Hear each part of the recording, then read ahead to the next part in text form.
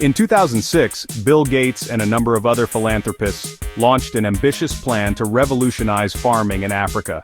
Now, taken at face value, that sounds like a good thing. The Africans, I think, would choose to let their people have enough to eat, but it's actually created a new reliance, as well as a whole host. Again, for as long as farming has existed, African farmers have saved, swapped, and shared seeds. A money-free system that's provided over 90% of the seeds they plant.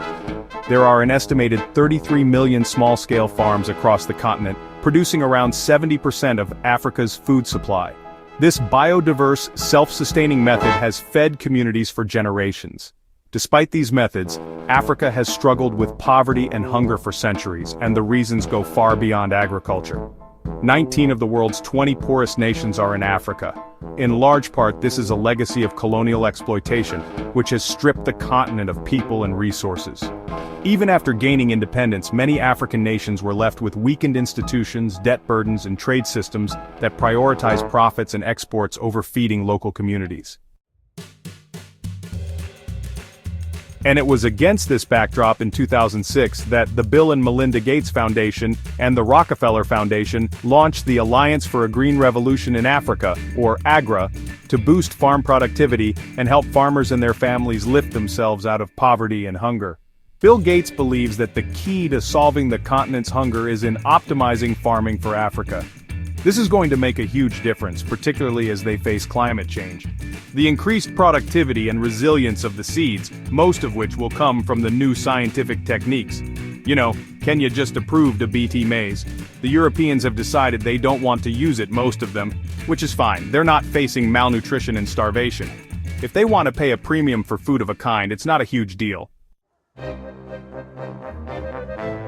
AGRA now works in 13 African countries, aligning seed laws with its mission for Africa to feed itself and the world.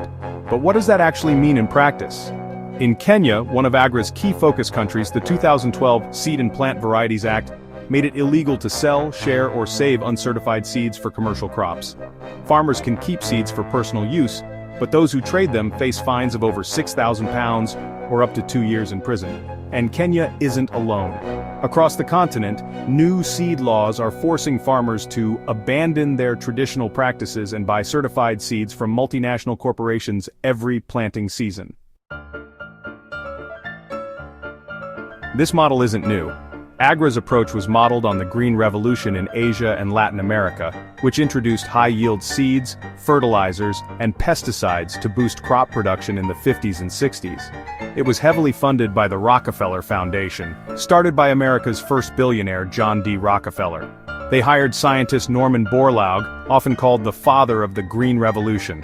Borlaug's high-yield wheat varieties were hailed as a breakthrough, and in 1970 he won a Nobel Peace Prize for his work. However, while these innovations averted food shortages in the short term, they led to long-term issues in India. The Green Revolution replaced diverse crops with monocultures, which degraded soil and drained water supplies. By the 1990s, the crisis had spiraled into an epidemic of farmer suicides, as thousands trapped in debt from expensive seeds and fertilizers took their own lives. Critics argue that the same patterns are now being replicated across Africa. For a clear example, we can look to Zambia, once hailed as an AGRA success story. In 2009, the country launched subsidies to push over 1 million farmers to switch to commercial seeds and intensive fertilizer. But the country has since faced droughts, which wiped out these non-traditional crops. The soil is so degraded from chemicals that farmers struggle to grow anything else. Over that period, the number of undernourished Zambians increased by 29%. Today, 6 million Zambians, nearly a third of the population, face malnutrition. There's an even bigger problem: the growing corporate grip on Africa's seeds. AGRA and its allies promote commercial seed laws that benefit a handful of corporations like Bio, Monsanto, Syngenta, and DuPont, which now controls 60% of the world's seeds and nearly 70% of the chemicals used to grow food. The laws are also reinforced by UPOV 91, an international agreement that restricts farmers from saving or sharing seeds. The goal is to give plant breeders exclusive rights to their seed varieties, supposedly to boost innovation and food security. But in reality, small-scale farmers can't even access that system. The certification process is too expensive, and their seeds, which naturally evolve to changing environments, can't meet uniformity requirements. Meanwhile, Western corporations patent and profit from plant varieties that have existed for generations. AGRA's deep ties to agribusiness giants have raised concerns as well. Rob Horsch, a former senior executive at Monsanto, helped shape AGRA's policies while working at the Gates Foundation before retiring in 2021.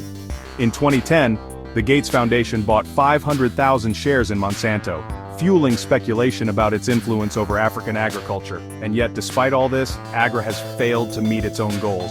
It set out to cut food insecurity in half by 2020, but hunger has actually increased in many regions. The good news is this isn't happening in silence.